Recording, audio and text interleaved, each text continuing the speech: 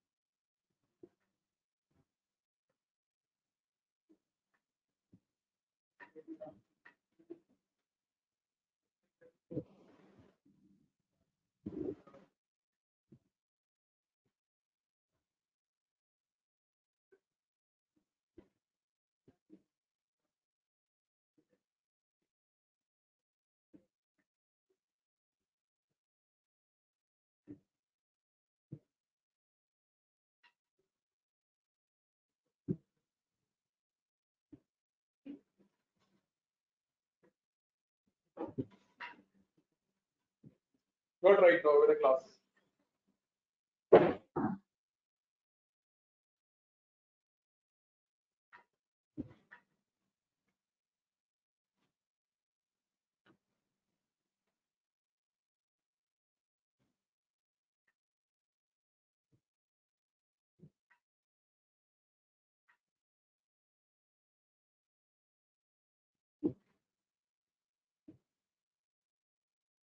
So good morning, everybody. We'll just wait till 11:30 so that everybody might log in.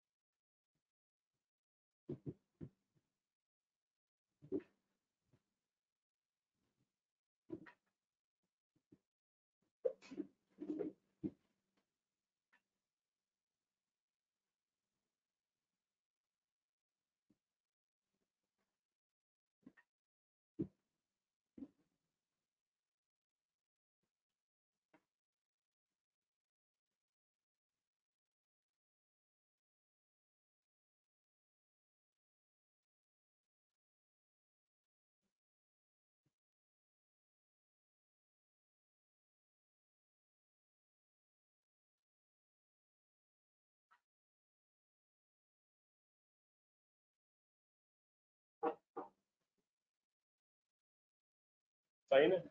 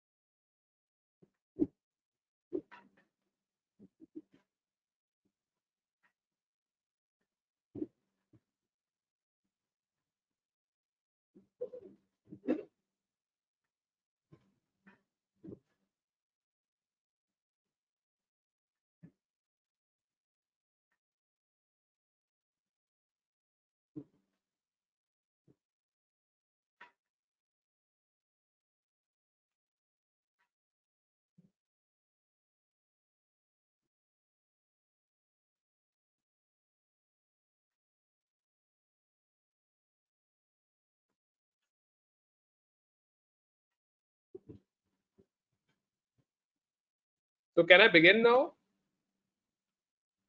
Am I audible? Can I begin?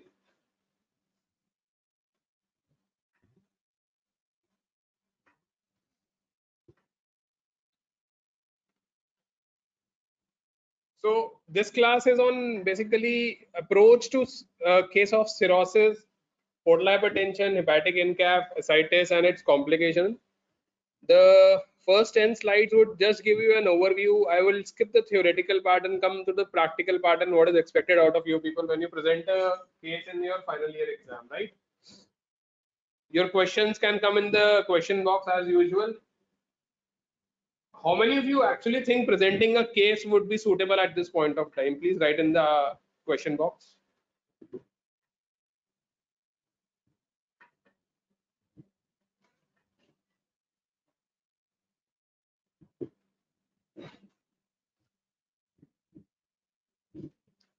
Okay, so if there is a case Nilayan has written, I'll make him the presenter and then let's start with the case probably. That'll take another 10-15 minutes and we'll go on. This lecture actually is booked from 11 to 1.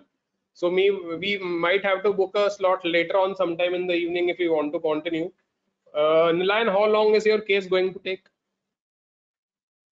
5 minutes, right? Okay, then I'll make you the presenter.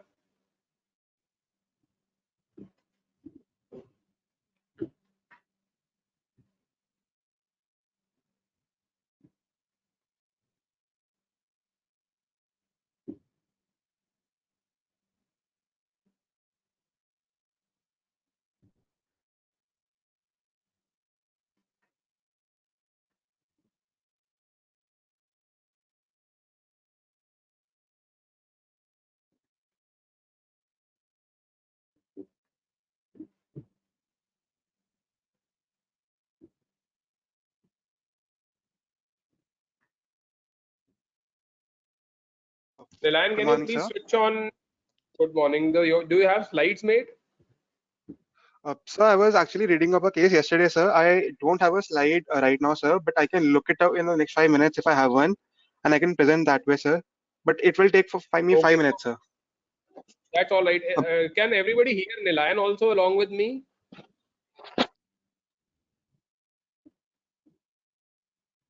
Can you all people hear Nilayan also? Okay, so what I'll do is I'll first begin with the 10 slides of introduction, then let him present the case, and then we'll continue with the rest of the slides. If this extends beyond one, we'll have to reschedule an event sometime in the evening. How many of you are comfortable with that? Maybe a half an hour class?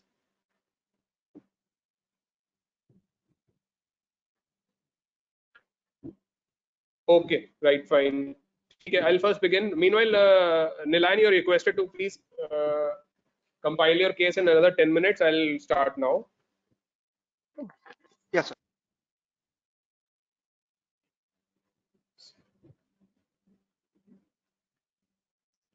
So basically, cirrhosis is derived from the Greek word, which means it's a condition where the liver becomes orange and tawny. You must have looked at the path specimens where they used to define something as a micronodular and a macronodular cirrhosis. The WHO definition goes as a diffuse process characterized by necrosis and fibrosis. So this is what you get if you do histopath. There is a scoring system. This is a normal liver, the one above and the one below is a cirrhotic liver. So see, what exactly is expected out of you as a final year student is you might be getting a case of patient presenting with abdominal swelling with or without some amount of jaundice and or fever. Now that swelling you will have to deduce whether it is organomegaly, is that a mass, is that ascites, and then looking at the general condition of the patient, going on to the history and examination, make a 2+2 of whether this is simply a case of cirrhosis or it might be some other case of ascites also. It might be TB ascites, it might be peritoneal carcinoma or METs, right? They also might cause, or it might be obstructive jaundice, CAGB. Usually those cases are not given to you. We usually keep a simpler alcoholic liver disease as cases for final year, right? But anyways, we need to discuss the whole case in totality so that you get a bird's eye view. So we'll begin like that.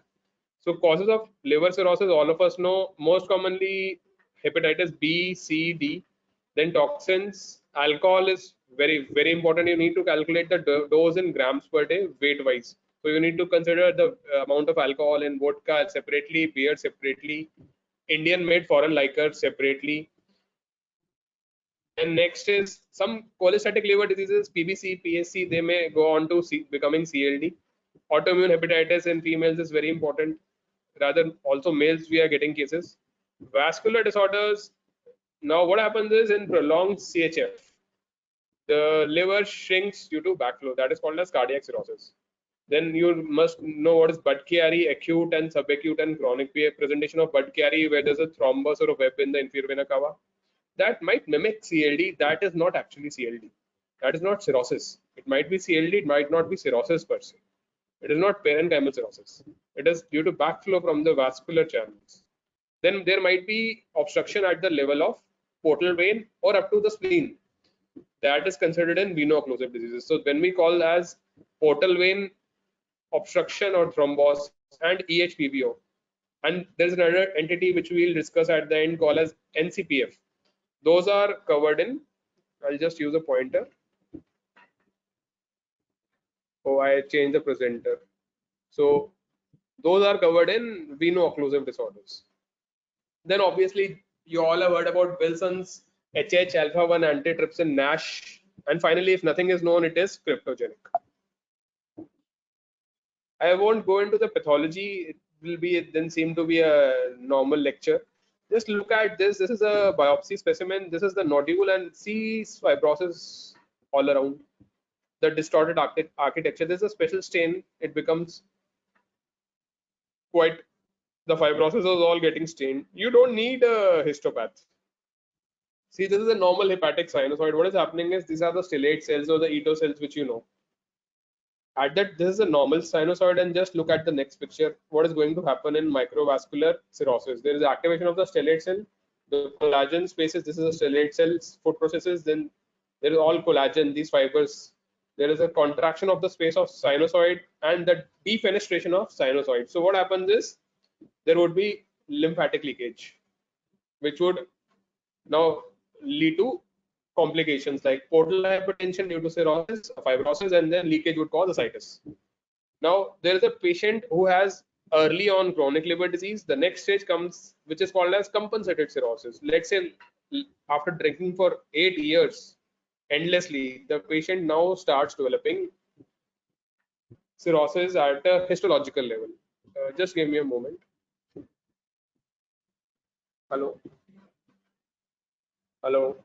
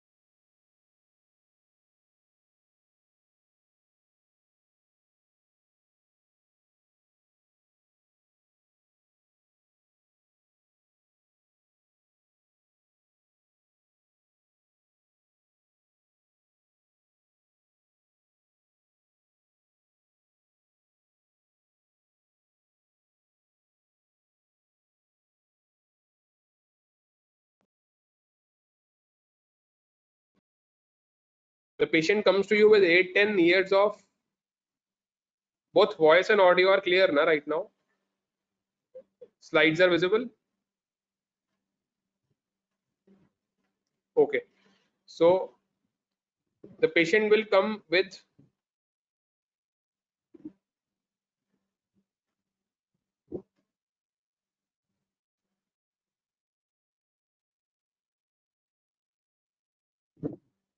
years of drinking or maybe getting infected years back with hepatitis.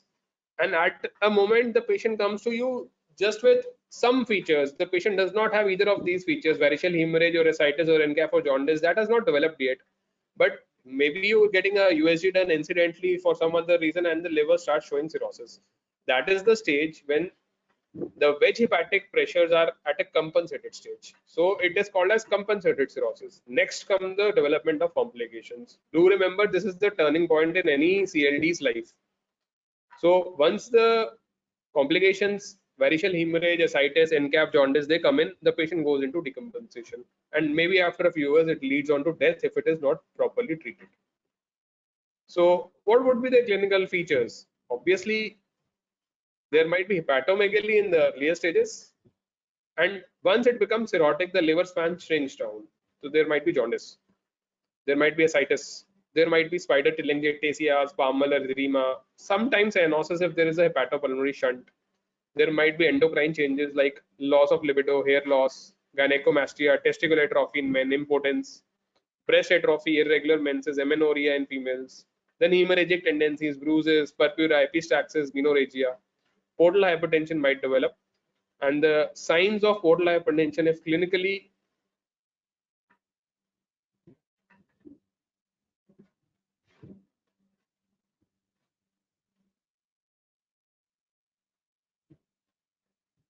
I'll answer all the questions at the end. I'll give you time, don't worry.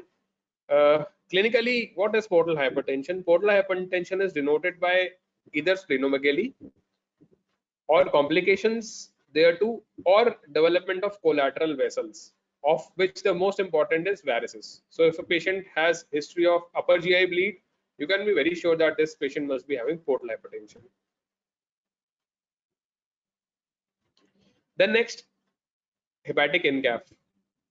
There are grades of this we will discuss, and then pigmentation, clubbing, these are all peripheral signs. So patient who walks to you in the clinic, in the OPD, or rather in the emergency with a history of upper GI disorder, one quick look at the patient and you can be 70 to 80% sure, obviously after seeing some patients, that yes, this I am dealing with a case of chronic liver disease. We might not be sure with the etiology. It might be alcohol, it might be hepatitis, all I'm not clear with that right now at presentation. But yes, the patient seems to be CLD. You would be able to say that much. So next, the main dichotomy points. What happens is, once cirrhosis develops, there might be features of portal hypertension or signs of liver cell failure. What do you mean by portal hypertension? It will be denoted by varicose hemorrhage, ascites, or encephalopathy. That's a common thing. And ascites might have spontaneous bacterial peritonitis or HRS. These are the clinical features you will be getting. Then signs of liver insufficiency. It might be encephalopathy, which ranges from minimal hepatic NCAF. It was detected with large number of increase of accidents in the US, and then frank jaundice. So the presentation would be of portal hypertension and its clinical features, or liver insufficiency and its features. That is how usually a CLD and complication case presents to, right? So how do you diagnose? Sorry, skipping back. Diagnosis of cirrhosis is usually clinical, some lab-based criteria, plus radiology and or liver biopsy. If at the end you're still not able to diagnose, just keep out liver biopsy till then. Clinical, lab and radiological evidence, the combination of these three is usually enough, more than enough.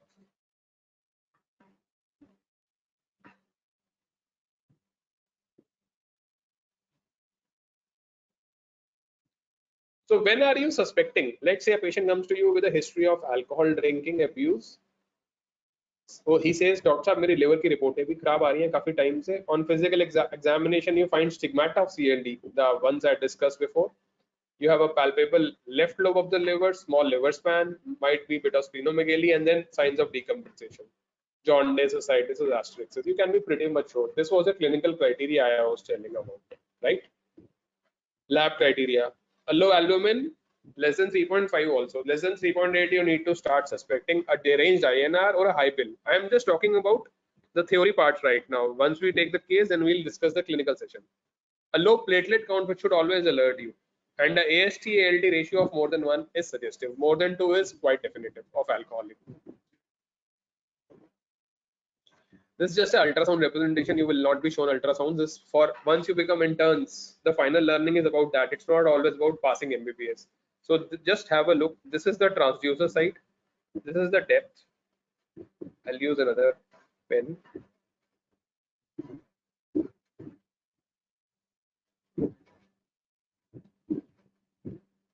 So this is the nodules and the parenchymal echogenicity. This is what you'll be seeing more images as you come to the clinics. This is what denotes a cirrhotic liver. Look at a CT scan at the same section in two patients. On the left is a liver which is shrunken cirrhotic. It has even left so many spaces around it, and there are regenerating nodules. Look at the picture on the right. This is the early stage of cirrhosis when there is hepatomegaly, fatty infiltration. There are collaterals developing over here, and there is such a big spleen. So this is more of a terminal stage.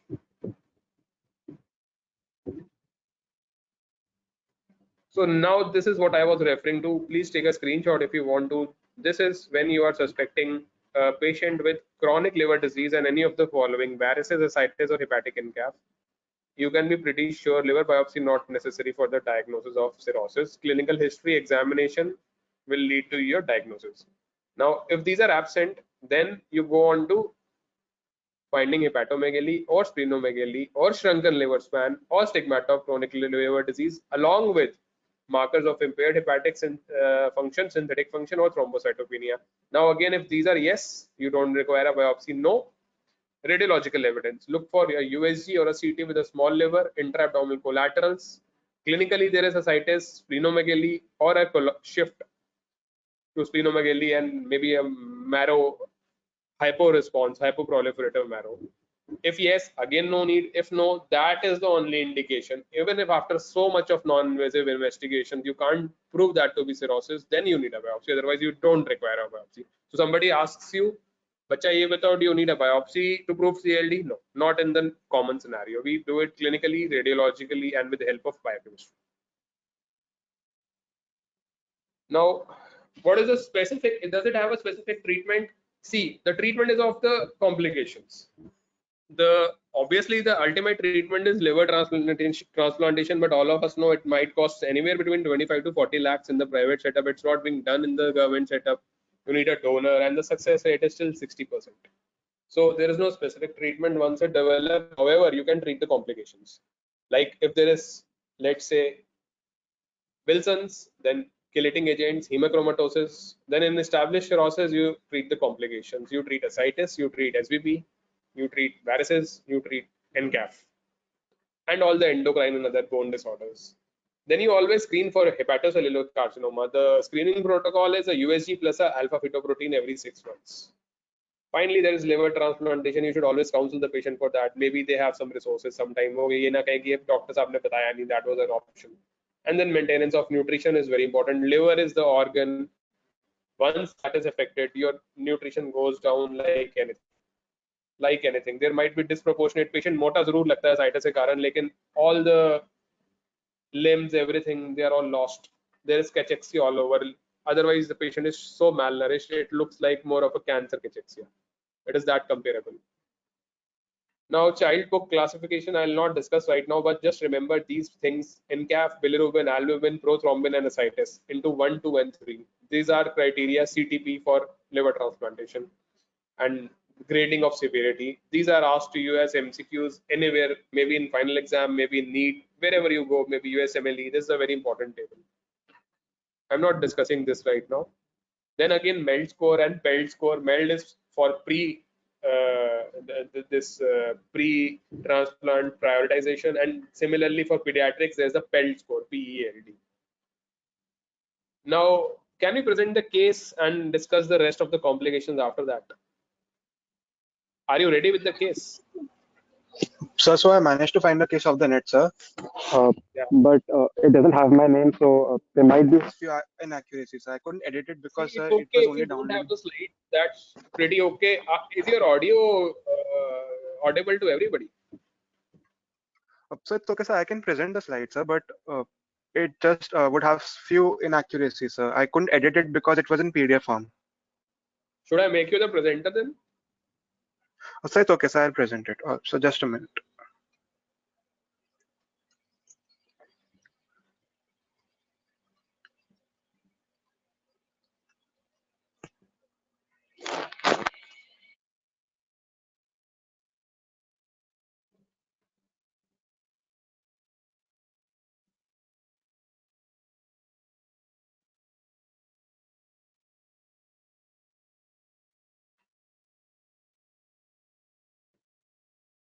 So you have the control of the mouse and slides now, I think. Yes, sir. Just a minute.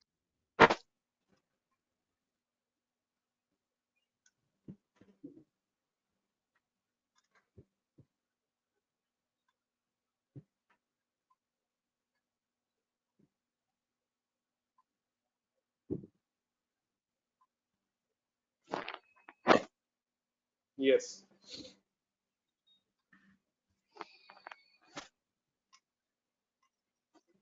So will it be all right? Yeah, you're visible. You're not visible. Your slides are visible. I think you can also switch on your cam if you have one. So that would be a little difficult. I'll try, sir. Okay, okay, just go on like Okay, that. sir. That would be difficult, sir.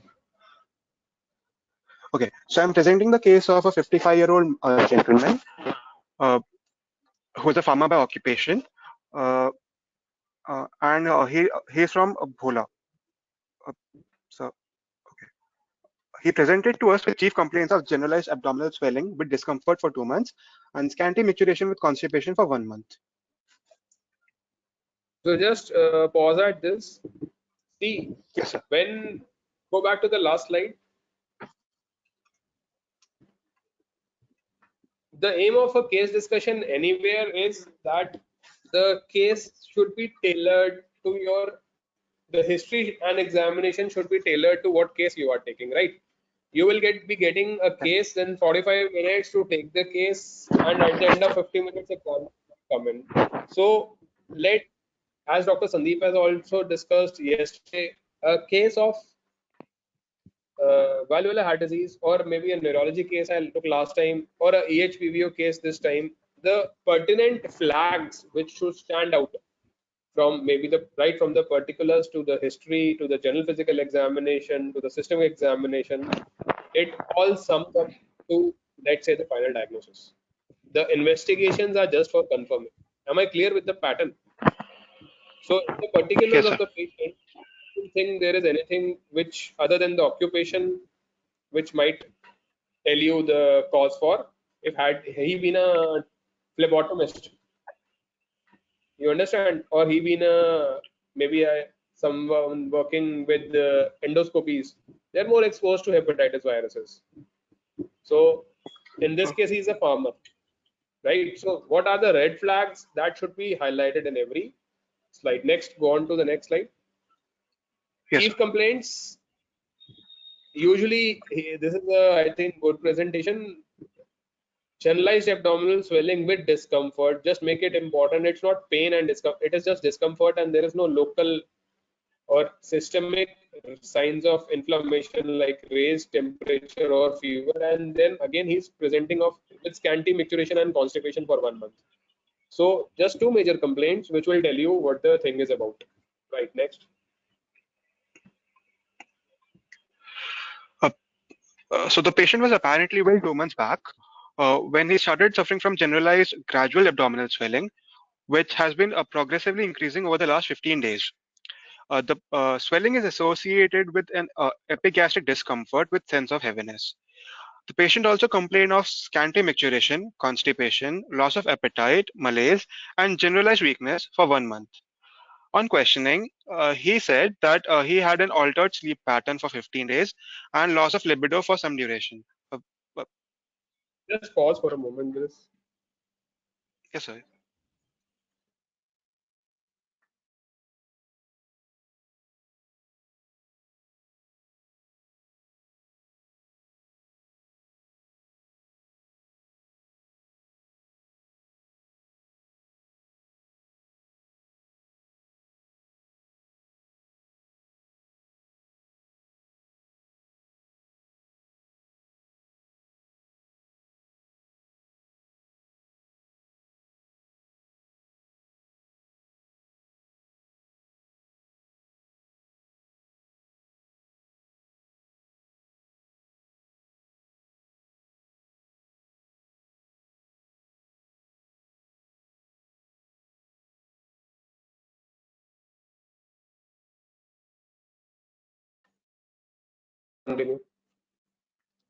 Continue, Nilayan. Yes, sir. So moving on to the next slide, sir. Okay. Just let me read this once more. Somebody came in, dropped in. Yes, sir. Yes, yes.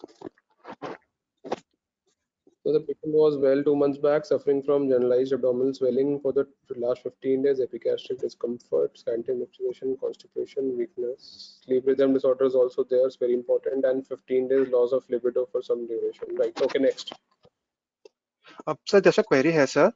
Sir, generally we put the sleep disorder in personal history, as we say something like the patient reports No, normal no, sleep patterns. So, sir, uh, that's clear. If the case is CLD and you are suspecting altered sleep sensorium to be a part of the natural spectrum of disease, it will come into HOPC and not personal. The same happens with okay, diabetes sir. with complications. If it's given as a long case, you will not put the history of stenting done in somebody in personal or past history. That will come as a comorbid history or HOPC. Okay, sir. Do you get what I'm saying? Think there are some things called as comorbid histories, and comorbid histories always are in the spectrum of current disorder. So sleep disorder, because mainly could very well be because of it should come here. Okay, sir. Next. So moving on. He suffered from a bout of jaundice about 6 months back, and at that time he took some herbal medications. There was no history of hematemesis, melena, or loss of consciousness. He didn't give any history of fever, shortness of breath, cough, puffiness of face, joint pain, skin rash, or pigmentation. Then he was admitted in this hospital for proper management. You can skip the last line in histories. He was admitted in the hospital from the emergency if the patient presents with complication or from the OPD for workup. Okay, sir. Right. Um, uh, Coming to past illness, he is a non-diabetic, normotensive patient. He has no history of any blood transfusion, IV drug abuse, sharing of needles, or any unsafe sexual practices. He didn't have any other significant medical or surgical illnesses, which include a history of asthma, seizures, and TB. Right. Coming to drug history, the patient is currently on antiviral drugs, beta blocker agents, and diuretics for the last 1 month. He has no other significant drug history. Which antivirals is this person specifying? Usually people don't give a history of antivirals. If he is giving a history of antivirals, he must be under treatment protocols. It could be, see, antiviral could be just for two things, prolonged antivirals we give. I told you last time that the hepatitis B and C nodal program is being run in MAMC with Dr. Suresh and myself. So one is hepatitis B or C antiviral drug. Second could be ART, which is for HIV. So that should be specified what antiviral he's having, right? Beta adrenergic receptor blocking agents and diuretics. Obviously, he's getting prophylactic treatment for portal hypertension, right? Okay, that's a good history, but a Yes, sir. bit could be added. Okay, sir. Coming to family history, both his parents died of age-related illnesses. He has no family history of any liver disease, hypertension. So I basically mentioned it in past only. Okay, but no family history of liver disease, hypertension, diabetes, or any other familial diseases. His family member includes 5 people, including his wife. All of them are alive and healthy. Hmm. Okay. See, if you are sometimes suspecting Wilson's or HH or any other hereditary disorders in the patient, if you get it here, you're not getting it, then always draw a pedigree chart. Otherwise, you might not need it, right? Keep that in mind. Yes.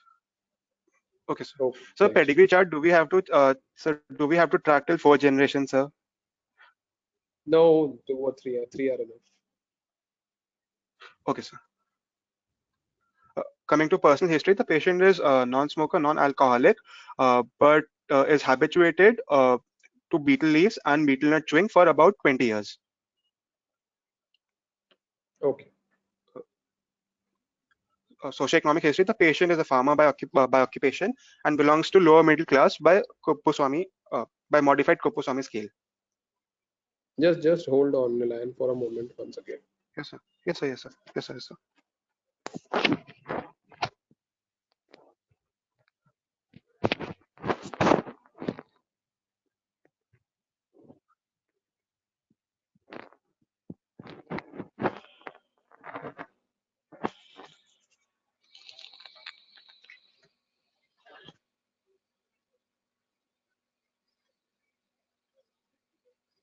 Yeah, go on. Yes, sir. Socioeconomic, Going on to socioeconomic. Okay, sir. allergic, right? So Fine, the next. allergic patient isn't allergic to any specific allergens, Usually we don't and take immunization allergic is history. Immunization is okay. What is his age? Did you okay, tell sir. me? So middle aged. I'm not very sure. So sorry, sir.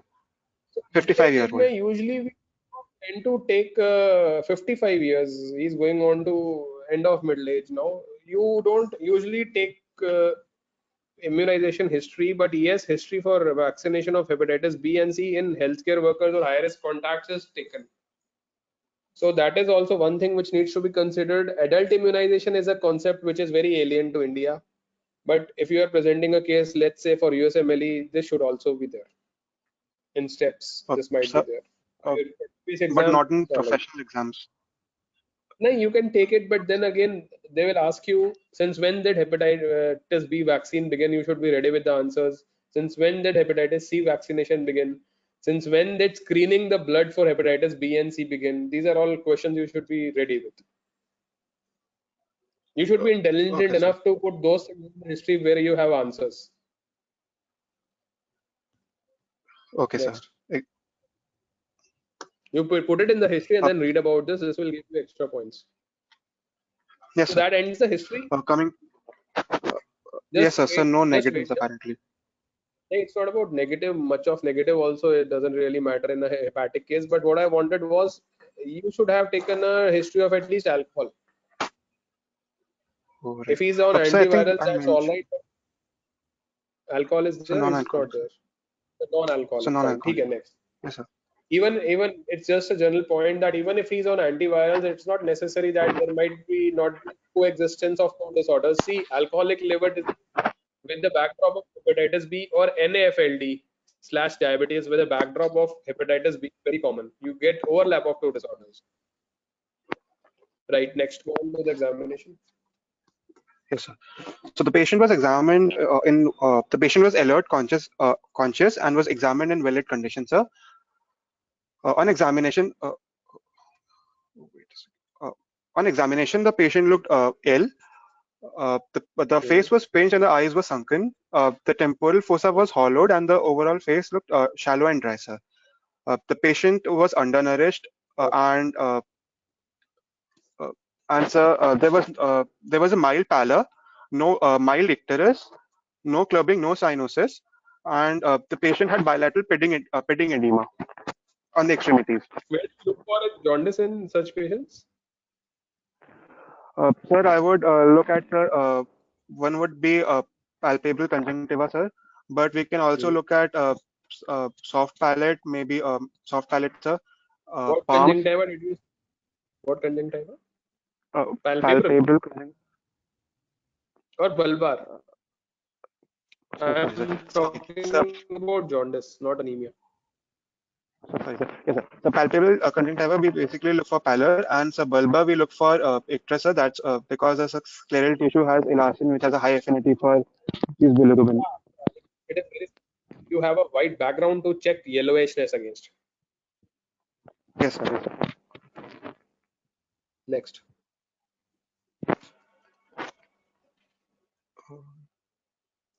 So, 1 second, What sir. conditions do you have a non-pitting edema in? Sir, something like lymphedema, sir, or myxedema, or maybe filariasis, Okay, sir, so any which has blocked the chronic, lymphatic. chronic, right, chronic blockage of the lymphatics. Lymphedema also in the Yes, sir. later it is not initially. Initially that would be pitting. Later on it becomes hard, fixed, and non-pitting. Right. Next. Good. Okay, yes, sir. So, sir, coming to systemic examination, sir, uh, we start from examination of the GI tract. Sir, on examination of the oral cavity, sir, there was no specific finding. I could just find the tobacco staining of the teeth, but the overall That's all hygiene right, was but okay. this is very important that once you begin with the GI system, this should always begin with the oral cavity. People tend to begin with simply hepatosplenomegaly. That is not right. It's good. You need to cover from the oral cavity. That is where the GI system begins. Okay, sir. Next. So examination of the abdomen, sir. On inspection, the abdomen was distended, the flanks was full, the overlying, the umbilicus was central but transversely slit. There were no visible dilated veins over the abdomen, sir. There were no visible peristalsis, no scar, sinus or fistula, no scar mark, sinus or fistula seen. And sir, over the groin, there was a loss of pubic hair with negative cuff impulse. Right. On superficial palpation, sir, there was no localized rise of temperature noted, no tenderness, no guarding, no rigidity, no local swelling, and the overall abdominal girth was increased. On a deep palpation, sir, the liver and the spleen were not palpable. The kidney was not palpable, not palatable. Um, all the hernial sites I've mentioned. Para-aortic lymph. Sir, do we mention the para-aortic lymph nodes When in you all are cases? at liver, just saying not palpable is not enough. You need to go in for the liver span also if it is not palpable. So you keep percussing in the in the mid clavicular line from right from the first intercostal up to where the liver dullness comes, and from below you might palpate or percuss either ways, but the liver span needs to be mentioned, because only if it is less than 12 centimeters, normal being 12 to 15, you'll start considering a shrunken liver. On the other hand, if there is hepatomegaly, then the edge, the surface, the nodularity, all the S's of a swelling that need to be mentioned in liver. Same way for the spleen, you need to go from the right iliac fossa all the way up to left hypochondrium and mention what is the length of the spleen, if there it is. If it is not, that's all right. And if it is not palpable, then you might even be asked maneuvers in palpation as well as in the three methods, right, for spleen examination. Go on. Okay, sir. So on percussion, shifting dullness was present, and so was the fluid thrill. But as you said, sir, no liver span is mentioned, sir. On auscultation, bowel sounds were present. Right. So CNS examination, basically, sir, everything is intact. So should Just I? wait. Just wait. After this, when you go on to percussion, the amount of fluid determines. Let's say go back. Let's say the amount of fluid is minimal. Then what they ask you is how to do puddle sign. They won't tell you to demonstrate. If it is mild to moderate, then usually you need to demonstrate shifting dullness and fluid thrill. So both the methods, once you will be maybe coming to the clinics, you will be demonstrated these two, but you should be clear with these both methods. Hepatomegaly, liver span, splenomegaly, then shifting dullness, eliciting it, and then fluid thrill. These should be very clear. And one thing which is again left over here is on inspection itself, the patient has to be told to you keep a curtain around him or her, take the consent, keep a attendant along if the patient is female, and then you should tell them to remove clothes from epigastrium right up to the knee, examine all the hernial sites at once. Let them do a cough impulse after standing if that is possible, and then make them lie down and let them put their clothes back up to the epigastrium and from down up to the just below the umbilicus जहाँ पे बांधते हैं, ठीक है, या नाड़ा, तो वहां तक एक बार पहले देखना जरूरी है. And one more part is PR is a part of abdominal examination whether you like it or not. You need to mention it that PR was not done, but once you say it, the examiner ultimately knows that you know that PR is a part of abdominal examination. Am I clear? Sir, but in a case of, sir, for example, CLD, sir, what would what would we expect to find, sir? Very good question. If there is varices there, hemorrhoids there, you might need to even do a proctoscopy. They will teach you in surgery. If the patient says the patient is anemic or having intermittent black starry stools, PR or proctoscopy forms a part of examination. Okay, sir. You should be knowing Okay, this at the back of your mind and be prepared for all these things. Once you go to surgery, you will be learning PR also and proctoscopy also. They don't expect you to do banding or anything of that sort, or even do PR in medicine, but just the fact that you didn't write it means that you didn't know it. Right? Okay, sir. Okay, sir. Next. Sir, coming to CNS examination, sir. So basically, Yeah, everything is it was normal. right. But So since this basically, we patient did a is CNS. having, see, this patient is having hepatic incaf probably because of altered sleep architecture, or that altered sleep architecture might be due to some other causes. But what do we need to understand is that examination of higher mental function becomes an essential part here.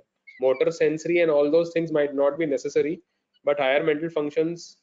I taught in my last neurology class, whoever would be taking your batch class will tell you how to examine HMF, but whenever cerebrum is involved, you do HMF. Not everything in every system is needed other than abdomen. When you are taking a long case, abdomen full, now let's say you are suspecting portal hypertension, the patient might also be having some amount of bilateral effusion. So respiratory auscultation just at the basis would suffice. Am I clear? It's not necessary to write everything, but what is pertinent to some other system in a particular case of CLD, it should be there. Okay, sir. Next. So cardiovascular examination, sir, it's given very detailed, sir. But We can answer, I leave that think just in the what should be taken in CVS. So CVS, so basically they have mentioned vitals here, but we should have taken vitals just after completing the general physical examination, sir. Thereafter, sir, on cardiovascular system, sir, the order of examination is basically inspection, palpation, percussion, and auscultation, sir. But sir, if it's a abdominal case, sir, I think the general consensus as students, we generally we just do the auscultation part and we just hear the S1, S2, and maybe murmurs if possible. So, but if it's Yeah. a What so, is important in case of CLD? sir, but it's possible that it's a hepatic case secondary to cardiac decompensation. So maybe we have to look out for signs of right heart Yeah. failure. Maybe something like Yeah. tricuspid regurgitation or chronic constrictive pericarditis or restrictive cardiomyopathy, sir. Very good. Restrictive cardiomyopathy wouldn't be able to auscultate much.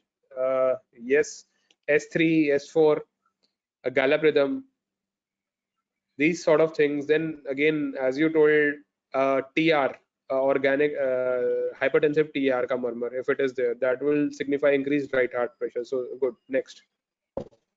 Yes. So coming to respi case, again, so Just not what much would you need significance to in, know? uh, sir, in a respi case, sir, since there's a volume overload, sir, and the possibility that CLD may have progressed to a limit where we might have an alteration in Starling force, so there is a possibility of having pulmonary or pleural effusion, sir. So maybe we have to look out for that. Uh, Acha, just and stop. sir, What is so hepatic hydrothorax? I want the answer from the students, not from you. What is hepatic hydrothorax?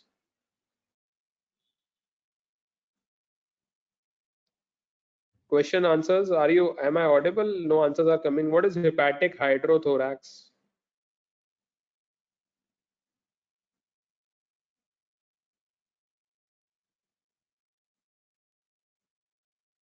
Nobody's answering.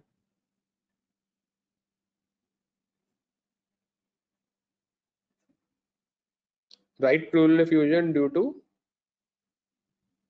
decreased albumin, right? ascites, sir. Pleural.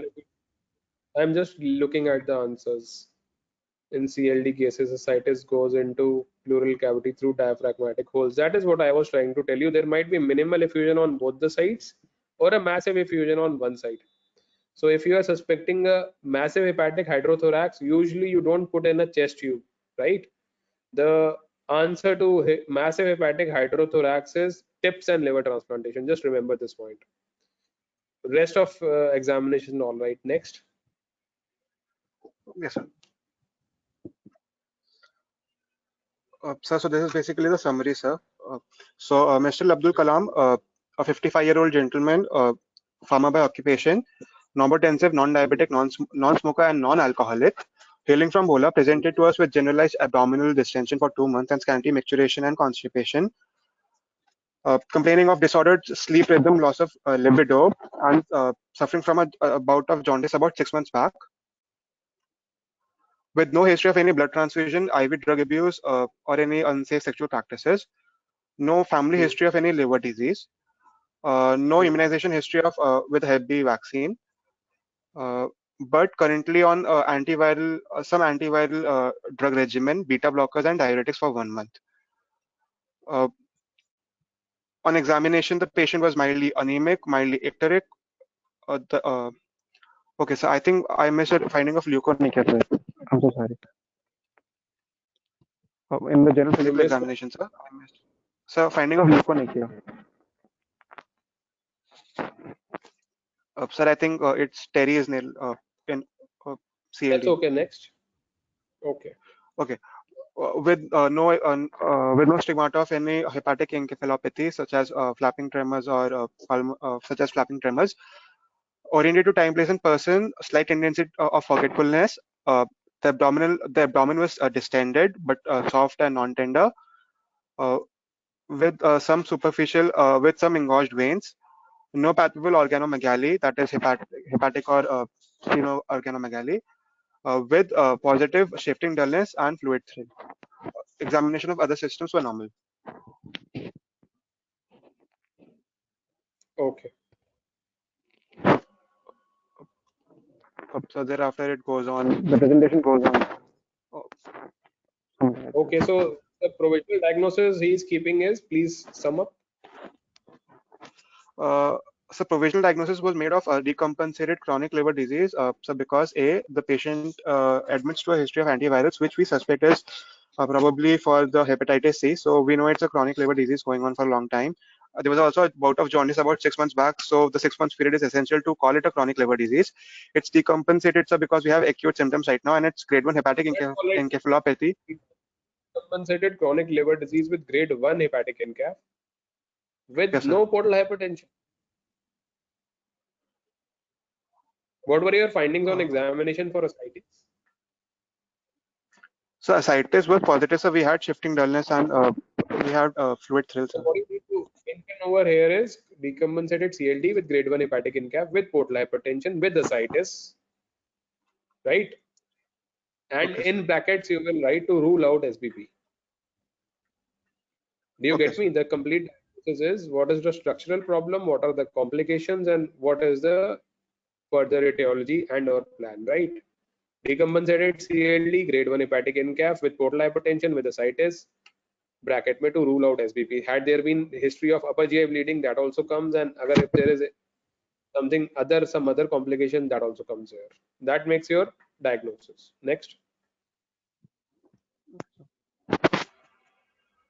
So differential diagnosis doesn't Yeah, make much just sense. skip over and take on. I think that's a quite a comprehensive presentation. So you people now are getting to know what is to be kept where and how it has to be presented. Now I'll take away the presenter. I'll Yes, start sir. sharing my screen now. Right. Thank you, Nilayan. Thank you so much. Thank you, sir.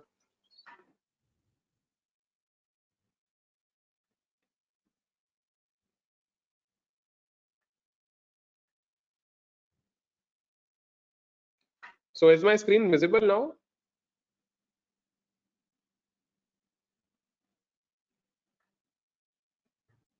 Yes, sir. It's visible.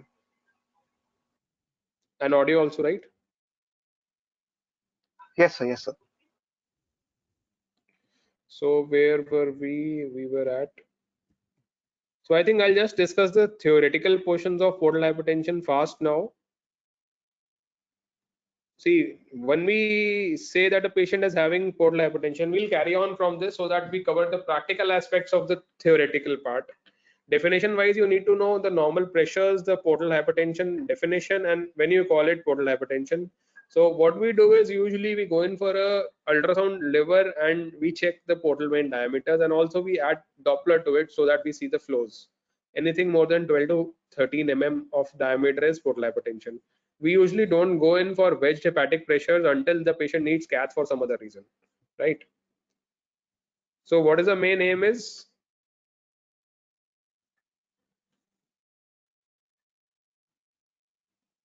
the main aim is to know whether the patient is having this complication of ascites and portal hypertension or not. The mechanisms, I'll skip, this is a theoretical slide. This is a normal liver, just look, there is a hepatic vein.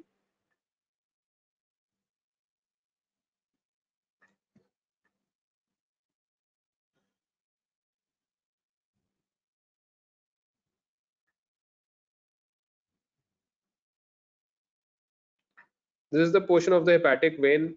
This is the draining into the IVC. This is the portal vein. So if there is a obstruction at this level, this would be Budd-Chiari. A sinusoidal level, this makes it into typical cirrhosis. And this is extrahepatic portal venous obstruction. Or if it is somewhere here at this level, again vascular, this is called NCPF. So portal hypertension would again be prehepatic, hepatic, and posthepatic. Am I clear? Prehepatic and posthepatic. This is what the crux of the whole thing is.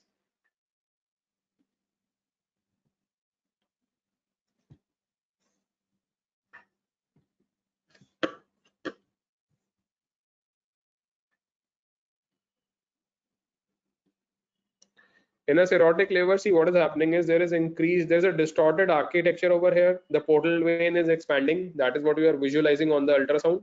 And there is leakage from here, so there will be ascites.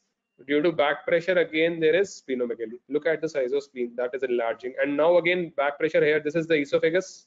So varices start developing. Collaterals will develop wherever there are portosystemic shunts. All the 5 sites you should be knowing, right? So this is what is happening. There is also a back pressure change in the splanch. There's a splanchnic vasodilation. So these splanchnic rather vasodilation. So what happens is there will begin to be bleeding from all these vessels once it is beyond the range of control of the vascular fibers. So causes of portal hypertension according to the site. This is one of the most important slides theory wise and practical wise. I told you extrahepatic post sinusoidal would be Budd-Chiari. Intrahepatic sinusoidal would be cirrhosis, cystic liver disease, veno-occlusive disease, then malignancies. Intrahepatic pre-sinusoidal sarcoid, CHF, drugs, schistosomiasis. This is a table from Harrison, you should be knowing. And extrahepatic pre-sinusoidal is portal vein thrombosis, which may be secondary to sepsis like in children, umbilical sepsis or portal pyemia as in adults due to malignancies, procoagulopathies, OCPs. These are all causes. Then trauma. Malignant disease of pancreas might involve this, and then some pancreatic disorders. So what are the complications of portal hypertension? As I was discussing in the final diagnosis, varices. Varices might be esophageal, they might be gastric. You people know there is an endoscopy suite outside Ward 31. Then again, that is being run by our own unit, Dr. Suresh Kumar, sir, and sometimes I'm there assisting him. So the hepato part is there in MAMC, the gastro part is there in GV Pant. They're also dealing with hepato. Varices, esophageal, gastric, anorectal, peritoneal, they're all there. Then portal hypertensive gastropathies, colopathies, caput medusae, ascites, congestive splenomegaly, hepatic encephalopathy, right?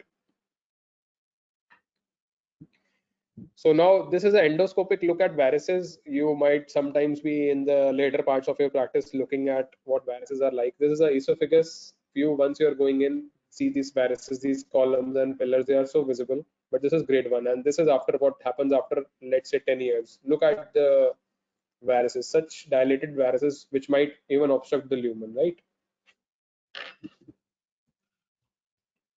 Now this is what hemorrhage looks like once it begins. You might be getting cases of upper GI bleed, and then you might be asked management in your Trey Vivas and final year exam ki how do you manage massive upper GI bleed. So that's a separate issue. Now how do you treat portal hypertension? The treatment is of variceal bleeding through endoscopy. You do banding and or glue injection, right? That is called sclerotherapy, and you give prophylactic propranolol or other drugs to decrease the splanchnic pressures so that back pressure changes don't cause bleeding. Otherwise, when the patient comes to you with acute variceal bleeding in the emergency, when you will be posted with us as interns maybe next year, management first would be IVXS and fluid resuscitation. You don't give like 3 liters fast, you give 1 liter and then slow. In this particular case, giving very fast fluids is also detrimental. Just secure a wide, large green bore cannula and start fluids. Do not overtransfuse, and antibiotic prophylaxis.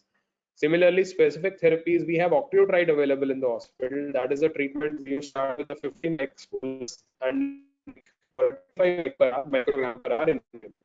Then if the endoscopy is available during the daytime, you might go in for endoscopy, and a different treatment for tips, awaiting transplant. Otherwise, you don't go in for tips. Tips is done by interventional radiology people. Just remember that. Now endoscopic band light, and I'll just skip this slide. I just wanted to show to you people how exactly TEPS looks like. So what they do in TEPS is they create a small shunt between these photosystemic vessels so that this is bypassed, and the see the pressures over here are decompressed now and the calibers are reduced, right?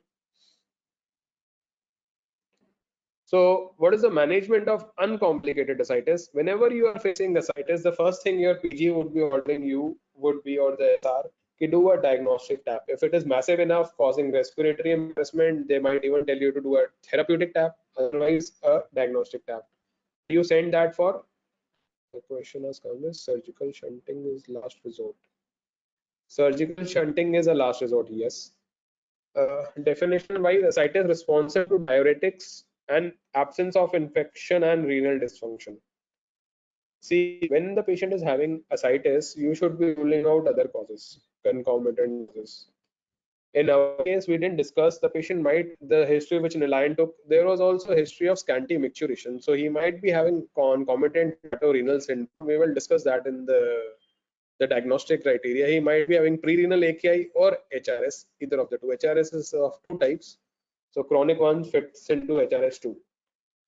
Otherwise, ascites may, what you need to do is confirm the ascites, do a diagnostic tap, confirm ascites by physical maneuvers and ultrasound, do a tap, send it for biochemistry, cytology, look at the SAG, SAAG. That is very important. We will discuss high SAG or low SAG, it's called as, and then start the patient on diuretics. If the patient, if spontaneous bacterial peritonitis has been ruled out by cytology, which means more than 250 polymorphonuclear cells per cubic mm, if that is there, start on antibiotics. Diuretic will be started later. But once you do that, do remember, tell the patient to be on sodium restricted diet.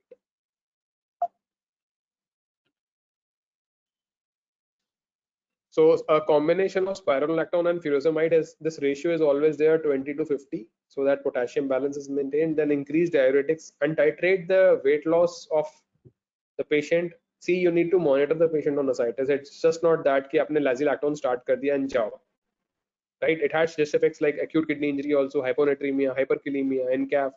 So what you need to monitor is the abdominal girth and weight loss charting every week.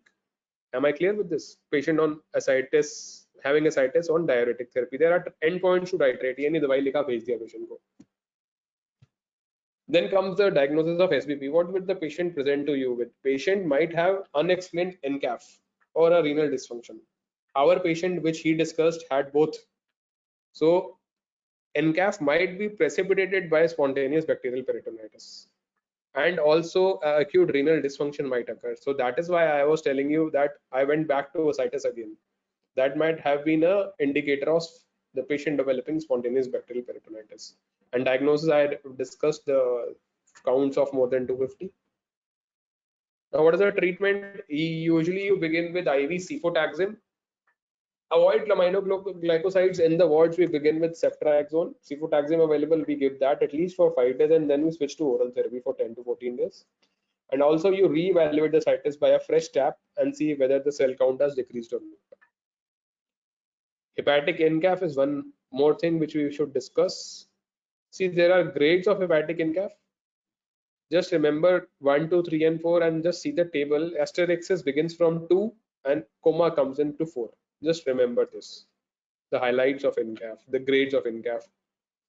Altered sleep pattern was hepatic NCAF, as we see in the case which Nilayan had presented.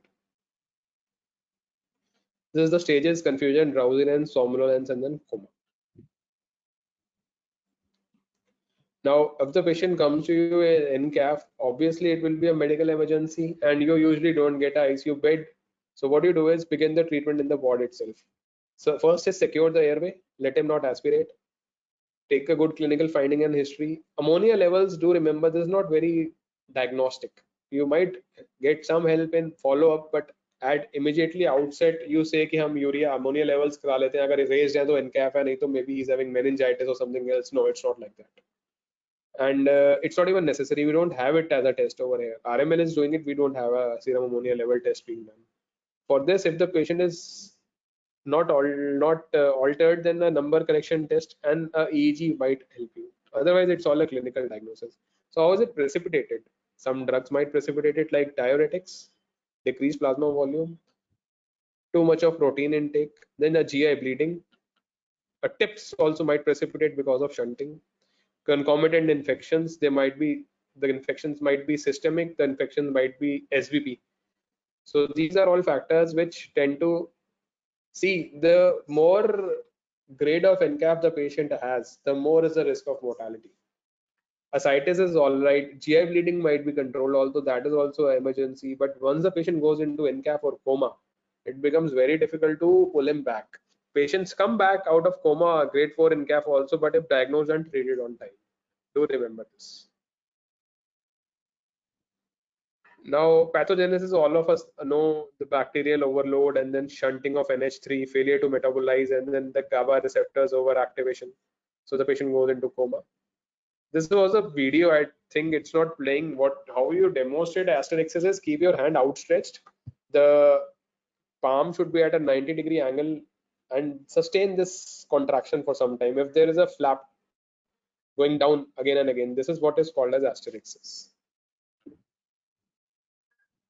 This is the number connection test, and this is the star drawing. You can notice the handwriting, how it deteriorates. These are all markers of early encephalopathy. अपनी sheet पे draw करके रखोगे ना, examiner आएगा viva लेना, उसको दिखा देना सर हमने ये भी कर लिया.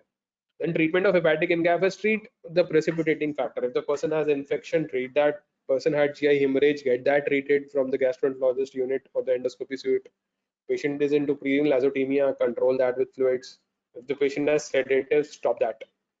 Only ultra short acting sometimes might be given to control agitation, otherwise they are not to be given. And constipation, lactulose, is one of the most important things to get the patient out of encephalopathy.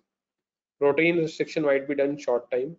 Now, there's sometimes the people show you lactulose bottle in the tray and ask you how it acts. So there are various mechanisms, 3 basic ones. You need to remember those: cathartic action, decreased urea production, and change in pH of the colon.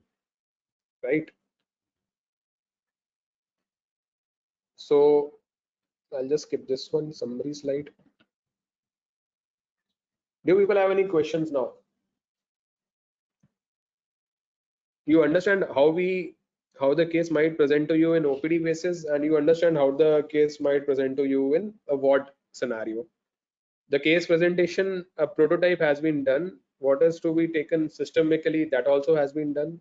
The parts which were pertinent to clinical examination has been done, but the whole theory part you need to read it up from any standard textbook, be it Harrison's or Davidson's, because you should be knowing what is hepatitis B chronic. Treatment of hepatitis C has vastly changed over the last, I must say, 5 years. It is now totally curable with oral drugs. Most of us would be knowing that. Earlier they used to give interferon, now they are giving sofosbuvir and decladazavir, which is available from government supply. It's a very costly treatment, 3 months beyond 1 lakh per month, but it's all available in RMC.